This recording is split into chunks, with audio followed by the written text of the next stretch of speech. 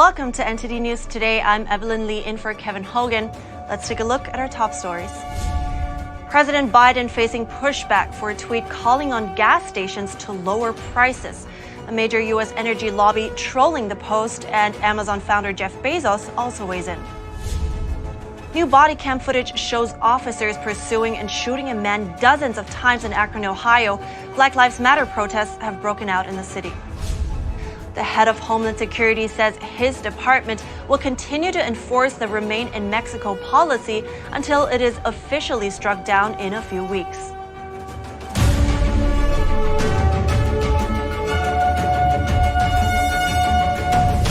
The White House is facing pushback for a tweet on President Biden's Twitter account over the weekend. It called on gas stations to cut prices at the pump. Some responded by saying that blaming gas stations for high gas prices doesn't make sense. NTD's Jessica Beatty has more. On Saturday, President Biden's official Twitter account sent a message to gas stations, tweeting, "This is a time of war and global peril. Bring down the price you're charging at the pump to reflect the cost you're paying for the product, and do it now." The U.S. Oil and Gas Association responded Sunday, tweeting, "Working on it, Mr. President. In the meantime, have a happy 4th, and please make sure the White House intern who posted this tweet registers for Econ 101 for the fall semester." According to IBIS World, the average gas station profit margin is just 1.4%. An analysis by The Hustle found that gas stations make most of their profits from markups on items sold in gas station convenience stores. Amazon founder Jeff Bezos also responded to Biden's tweet, criticizing the administration's messaging around gas prices and high inflation. Bezos tweeted, "Inflation is far too important a problem for the White House to keep making statements like this. It's either straight-ahead misdirection or a deep misunderstanding of basic market dynamics." White House National Security Council Coordinator John Kirby told Fox News Sunday that Biden's statement is neither misdirection nor misunderstanding. Kirby said Biden's working very hard to bring prices down, saying if everyone cooperates, they can bring the price down by at least $1 per gallon. Kirby didn't explain how companies could cooperate together to bring down gas prices. According to AAA, the average price for a gallon of regular Monday is $4.80. That's around double what it was when Biden took office. Recently, Biden and fellow Democrats have shifted from blaming Russia for the spike in gas prices to blaming oil companies and gas stations. But Republicans and some analysts blame the high prices on Biden's policies against fossil fuels. They're in contrast to the policies of former President Trump, who sought to expand domestic fossil fuel production. Jessica Beatty, NTD News. The Homeland Security Secretary says his department will keep warning migrants not to show up at the U.S.-Mexico border. That's because the Remain in Mexico policy will stay in place for several weeks. A divided U.S. Supreme Court on Thursday said the Biden administration can end the Trump-era policy. The policy requires foreigners claiming to be seeking asylum to stay in Mexico while their cases are processed. Secretary Alejandro Mayorkas said on CBS Face the Nation that the policy will continue to be enforced for several weeks. He was asked whether border enforcement agencies have enough manpower. Can they handle thousands of migrants who are moving towards the border? Mayorkas responded by blaming smugglers who use false information to motivate migrants. CBS's Margaret Brennan then pressed Mayorkas on the effectiveness of the Biden administration's border policies. She referenced last week's tragedy involving the death of 53 illegal migrants and pointed out that even that didn't seem to deter migration. And in Uvalde, Texas, the head of the school police force quit his city council seat. He's been the target of criticism over his response to the mass shooting at Robb Elementary School. Here's more. At approximately 11:32 a.m. this morning, there was a mass casualty incident at Robb Elementary School in Uvalde, Texas. This is Pete Arredondo, the chief of the Uvalde School Police Force, in May when a gunman attacked Robb Elementary School and slaughtered 19 children and 2 teachers. And on Saturday, the Uvalde government released a letter from Arredondo resigning his seat on the city council. His resignation comes amid criticism over his response to the school massacre. At a state Senate hearing last month, the director of the Texas Department of Public Safety blasted Arredondo for his decisions that day. Stephen McCraw of DPS said despite the presence of 19 cops on the scene soon after the attack, Arredondo chose to wait for more officers and equipment rather than engage the gunman. The officers waited for more than an hour before a U.S. Border Patrol tactical team entered the room and shot dead the 18-year-old suspect. A state official said last month that police wasted time searching for a key to the classroom door, which was not locked. Arredondo has said he never considered himself incident commander and that he did not order police to hold back on breaching the building. The city's school district last month placed him on administrative leave from his duties as police chief. Arredondo said in the letter he was stepping down, quote, to minimize further distractions in Uvalde. His resignation plans were first reported by the Uvalde Leader News. Uvalde's government said in a statement that resigning was, quote, the right thing to do for Arredondo. Police in Akron, Ohio released body cam footage of the fatal shooting of 25-year-old Jayland Walker. 8 police officers were involved, and the victim is believed to have been shot dozens of times. The shooting sparked Black Lives Matter protests on Sunday, but please be warned, the following footage is graphic. Last week, police in Akron, Ohio wanted to stop 25-year-old Jayland Walker for a minor traffic violation. He fled the scene by car before trying to escape on foot, which was when officers fatally shot him. There's no doubt that the video you just watched is extremely disturbing and will stir a lot of emotions and feeling. It's shocking and hard to take in. The police department justified the officers' use of their firearms by showing body cam footage of an officer trying to stop Walker with a taser, which was unsuccessful. 21 shots fired. That vehicle just had a shot come out of its door. Police also point to what appears to be a flash of light on the driver's side of Walker's car in the video, which they said is a muzzle flash. Police says a bullet casing was later found at the spot where they say Walker fired a shot from the car. Police did find this handgun and loaded magazine on the driver's seat of the car after Walker was shot. Officers say as Walker was running away, he stopped and quickly turned towards the pursuing officers. They say they thought he was moving into a firing position. But an attorney for the victim's family points to the fact that Walker didn't flee with the gun. At the time he was shot, more than 90 or 60 or whatever the unbelievable number will be, he was unarmed. On Sunday afternoon, people protested at City Hall in Akron.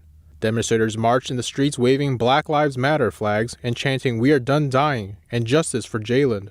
The 8 officers directly involved in the shooting have been placed on paid administrative leave. They have not made any individual statements. Ohio's Bureau of Criminal Investigation is conducting a probe of the shooting and has not confirmed any details. A Texas man was arrested and charged in connection with a terrorist threat against the Supreme Court. He allegedly posted the threat on social media hours after the overturning of Roe v. Wade. 20-year-old Mikhail Deshaun Archambault is from a suburb in Dallas. He allegedly posted on Twitter that he was going to kill everyone in the Supreme Court with an AK-47. The post was time-stamped late June 24th, hours after the Supreme Court voted to overturn Roe v. Wade. His post quickly went viral, but the account has since been deleted. The charge against Archambault came as threats related to controversial Supreme Court decisions have ramped up in recent weeks. The justices themselves have been personally threatened. The Centers for Disease Control and Prevention reveals that a Florida-based Creamery's ice cream is linked to a deadly Listeria outbreak. The ice cream is only sold within the state. Consumers who have Big Olaf Creamery brand ice cream at home should throw away any remaining product. That's what the agency said in a statement on Saturday. It noted that Big Olaf Creamery's products are only sold in Florida. There, Big Olaf Creamery products are sold to shops, fairs, supermarkets, restaurants, and other places. The ice cream is made near Sarasota's Amish village of Pinecraft. The CDC says the company is contacting retail locations to recommend against selling their ice cream until further notice.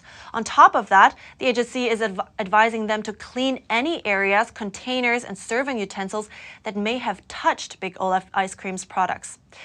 Apparently, 23 illnesses and 1 death have been linked to the outbreak.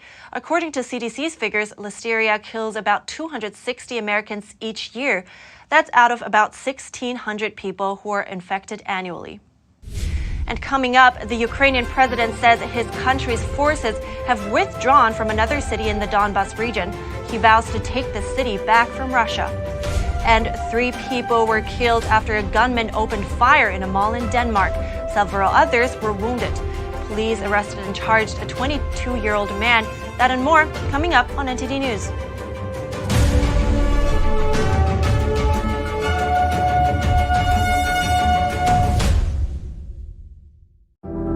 Secure, the true solution for your digital privacy and security. Secure is a private and secure messaging and email solution hosted in Switzerland, using military-grade encryption and Swiss privacy laws, giving you true privacy. Secure is 100% private and does not collect or sell any of your personal data. Secure's Helix technology connects you securely to our Swiss servers without the need of a VPN, guaranteeing privacy and security for all your communications. Secure Messenger doesn't require your phone number or any personal data that hackers target. Chat by Invites allows you to chat privately and securely with anyone outside of your secure network without the need for others to download Secure. Secure Send offers you a private and secure way to email anyone outside of Secure. You won't find this level of privacy or security on any other email or instant messaging application. Visit secure.com. Regain and protect your privacy today. Hello, I'm Mike Lindell, and as you know, my passion is to help each and every one of you get the best sleep of your life. That's why I created my new Giza Dreams bed sheets. I started by using the world's best cotton called Giza. It's only grown in a region between the Sahara Desert, the Mediterranean Sea, and the Nile River. It's ultra soft and breathable, but extremely durable. I guarantee you they'll be the most comfortable sheets you'll ever own. I do not like my sheets.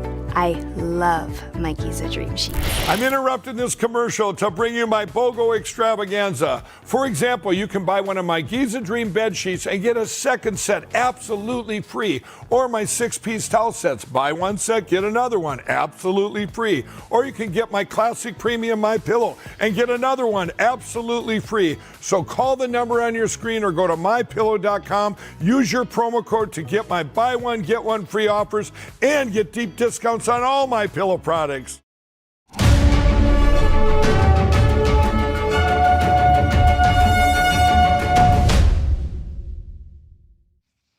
Ukraine's President Volodymyr Zelensky on Sunday said Kiev's forces had withdrawn from Lysychansk in the eastern Donbas region, but he vowed to regain control over the area with the help of long-range Western weapons. Here are the details.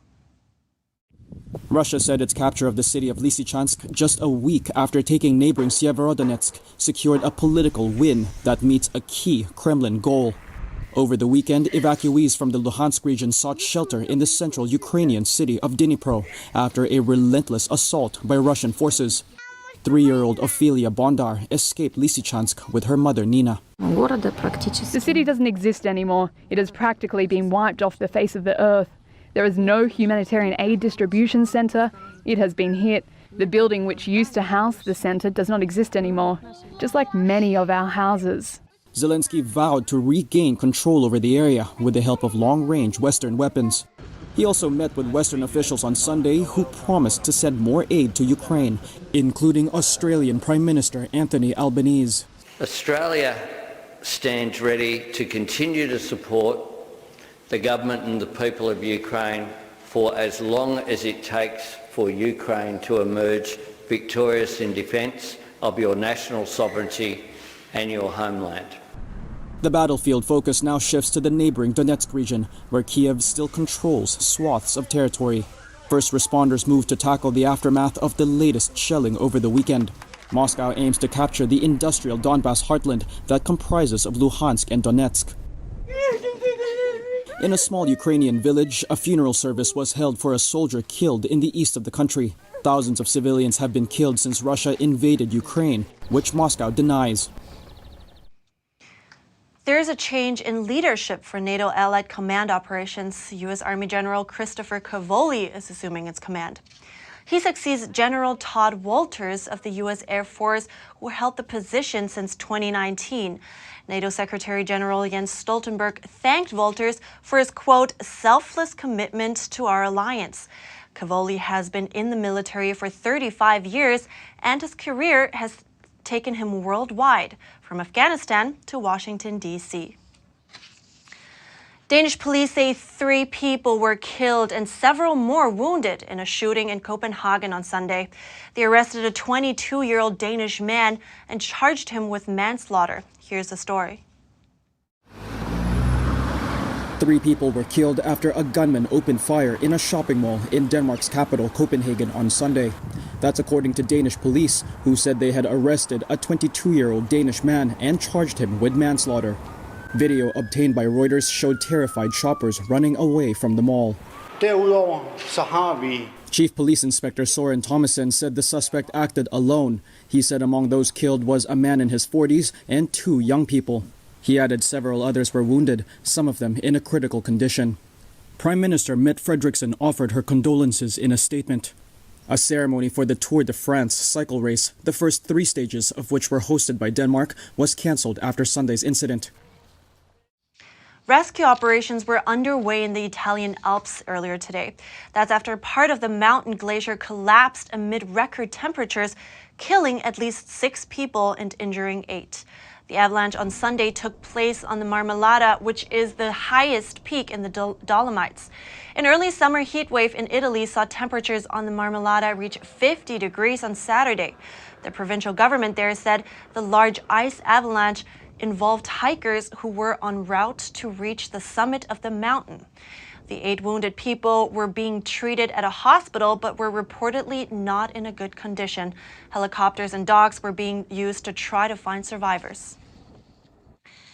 And on Israel, the Biden administration says that Al Jazeera journalist Shireen Abu Akleh was likely killed by unintentional gunfire from Israeli positions. But the U.S. State Department says independent investigators could not reach a definite conclusion about the origin of the bullet that struck her. Ballistic experts say the bullet was damaged and that prevented a clear conclusion about its origin. Abu Akleh, a Palestinian American, was killed on May 11th during an Israeli raid in the West Bank. Palestinians have said the Israeli military deliberately killed her. Israel denies this. It says she may have been hit by errant army fire or by a bullet from one of the Palestinian gunmen who were clashing with its forces at the scene. And coming up, a Swedish man chops and saws his way toward victory in the European Timbersports Championship. It's the first time the competition has appeared in front of an audience since the pandemic. And a new species of the giant waterlily has been identified, and it's the world's largest. Its leaves can support the weight of at least 2 people. That and more here on NTD News.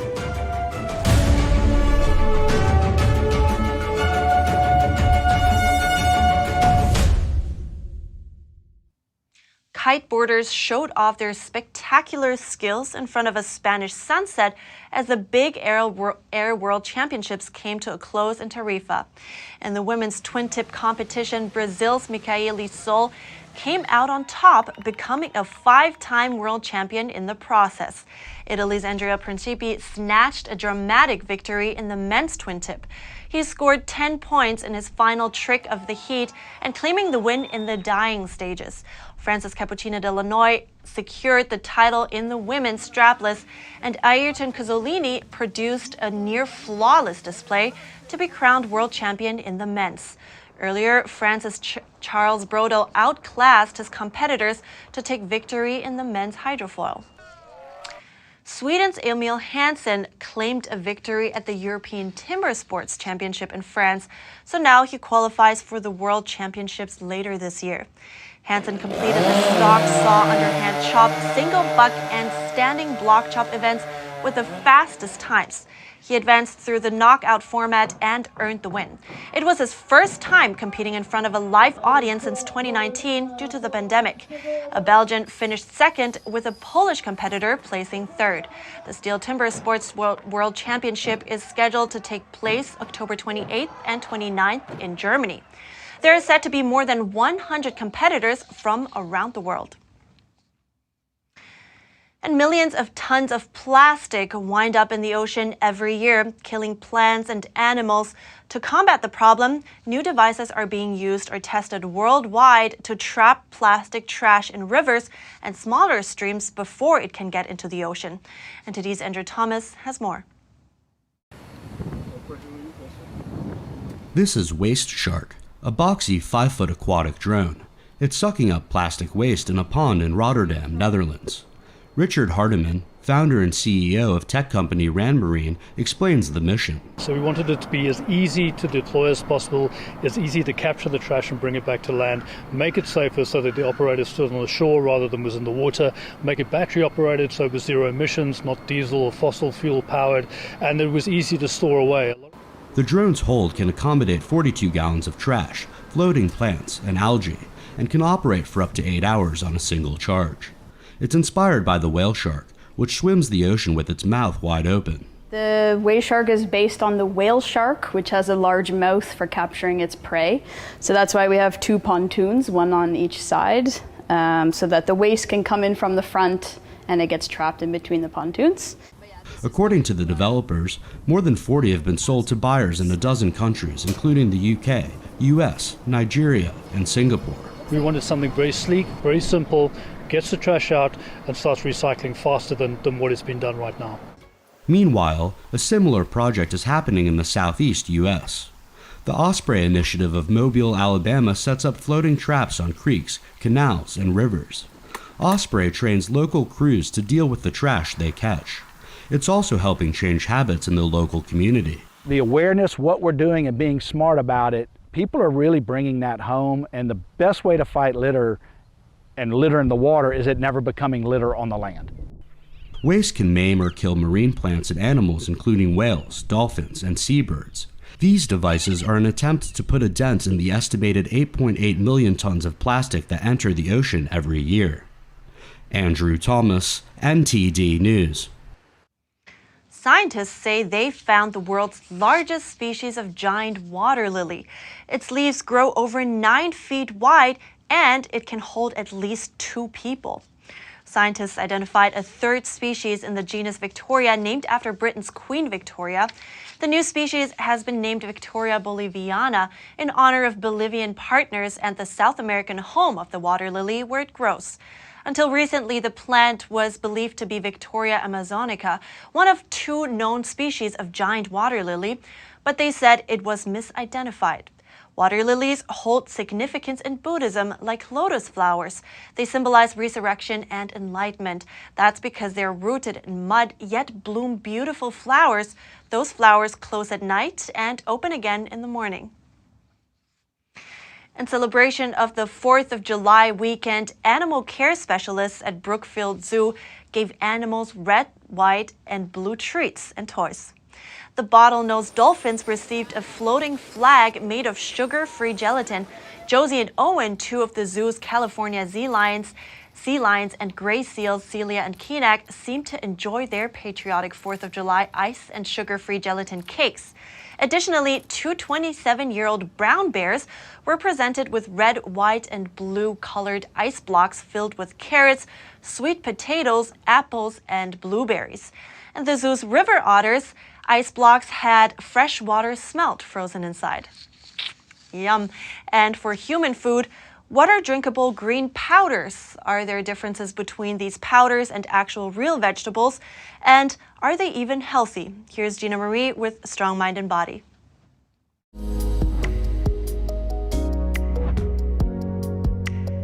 You may have seen ads on social media for drinkable green powders, but are these trendy drinkable green powders even healthy? We dove into the science to see if they are worth the money. Similar to protein powder, drinkable greens come in powder form and can be mixed with water to form a liquid supplement. They are made with numerous ingredients including freeze-dried fruit, vegetable powders, extracts, digestive enzymes, probiotics, and undisclosed natural flavors. However, most supplements and diet products are unregulated. Therefore, it can be hard to know what is actually in a product unless it has undergone third-party testing and certification. There are some notable differences between drinkable green powders and the real deal. When you eat greens like kale, collards, chard, and spinach, you are getting a naturally occurring dose of water, fiber, and several nutrients. Actual greens are higher in fiber and certain nutrients like potassium than the powders. And their water and fiber content helps to slow down their digestion. This allows your body to absorb the nutrients as needed rather than all at once. Plus, greens can be prepared in a variety of delicious ways. Drinkable greens might be convenient for someone on the go, but they can contain over 75 ingredients, one of which might be added sugar or sugar substitutes. They can also be very pricey. They are significantly more expensive than a bunch of greens. It's also important to remember that drinking a serving of green powder isn't a free pass to forgo a healthy, balanced eating pattern. Drinkable green powders can tout health claims, but might not be fully scientifically backed. And while they might help you with your intake of some specific nutrients, going for the real deal is the healthiest option. That doesn't mean that drinkable greens are bad for you if you can afford them and enjoy them. But as with any supplement, be sure to choose products that have third-party certification so that you know the label claims and ingredients list are accurate. Always talk to your doctor or dietitian before taking a new supplement or product to make sure it's safe for you. Thank you so much for joining us today. Have a great Independence Day. I'm Evelyn Lee.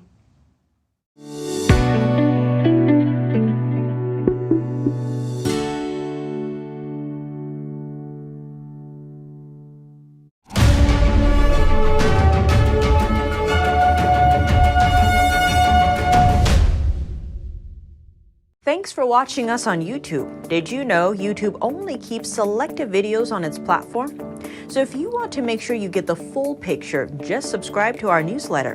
Go to newsletter.ntd.com and sign up. It's free.